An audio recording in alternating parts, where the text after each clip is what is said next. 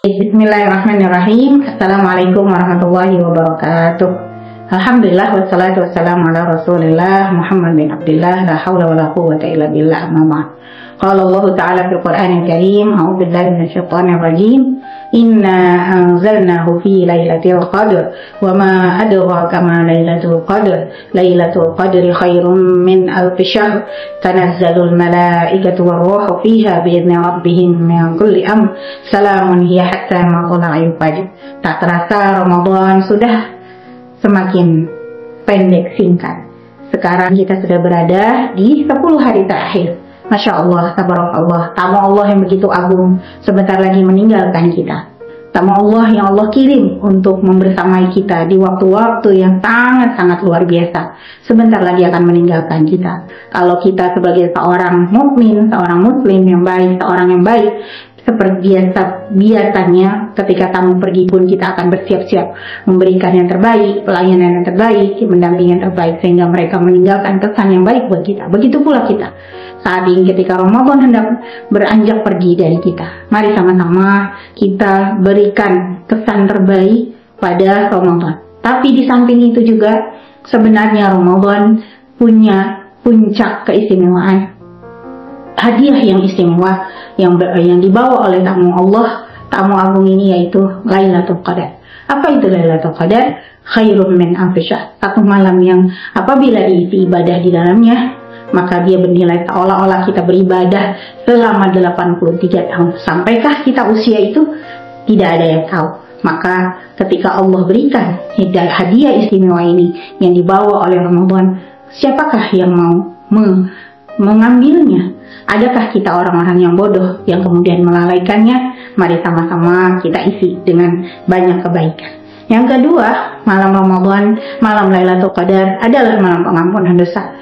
Rasulullah SAW bersabda dalam sebuah hadis sahihnya, disebutkan, man qama ramadhana imanan wa ihtisaban ghufira lahu ma taqaddama min dhanbi. Kita adalah manusia yang penuh dosa, penuh kekurangan, penuh kealpaan. Maka mari sama-sama kita di bulan Ramadan, khusus di malam Lailatul Qadar, mengadu kepada Allah Subhanahu wa Ta'ala, mengakui segala kelemahan dan dosa-dosa kita agar Allah ampunkan dosa-dosa kita. Siapakah manusia yang tidak pernah berbuat dosa, dan siapakah yang tidak mau diampuni oleh Allah dosa-dosanya? Sungguh amatlah merugi orang-orang yang lalai di malam Lailatul Qadar dengan tidak mengharap ampunan Allah Subhanahu wa Ta'ala dan mengisi dengan berbagai kemaksiatan. Nauzubillahi min dzalik. Yang ketiga, bahwa malam Lailatul Qadar adalah malam diturunkannya Al-Quran. Tanazzalul malaikatu war-ruhu fiha, atau dalam ayat yang lain, inna anzalnahu fi lailatul qadar. Sesungguhnya kami turunkan Al-Quran itu di malam Lailatul Qadar. Para ulama tafsir menyampaikan bahwa sebelum diturunkan ke bumi, Al-Quran diturunkan secara utuh dari Lauhul Mahfuz ke Baitul Izzah untuk kemudian diturunkan secara berangsur ke bumi. Maka dan di malam itulah, di malam Lailatul Qadar itulah Al-Quran diturunkan Baitul Izzah. Maka di sini juga menjadi pesan buat kita betapa Ramadan dan Al-Quran akan membawa adalah bagian yang tak terpisahkan. Dan kita, ketika kita ingin mencapai kebaikan, tentu saja Al-Quran menjadi pedoman satu-satunya untuk menunjuki kehidupan kita. Jadi dekatkanlah selalu dengan Al-Quran. Kemudian yang keempat, malam penuh keberkahan. Ya, tanazzalul malaikatu war-ruhu fiha bi'izni rabbihim min kulli amr. Diberkahi semuanya. Pada malam itu seluruh alam semesta sunyi senyap bersujud kepada Allah Subhanahu wa Ta'ala. Maka semoga keberkahan ini juga terbagi, tercurah kepada kita bagi siapa saja yang mengisi Lailatul Qadar dengan berbagai ketaatan.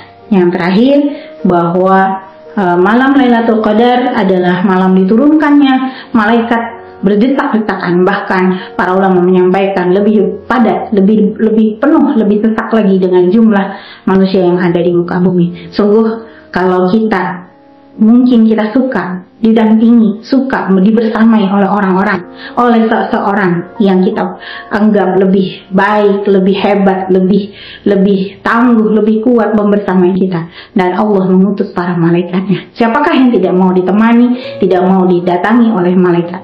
Yang terakhir, bagi saya pemahaman malam Lailatul Qadar adalah malam wisuda, malam inaugurasi. malam penentuan, ditetapkannya takdir Allah, takdir tahunan.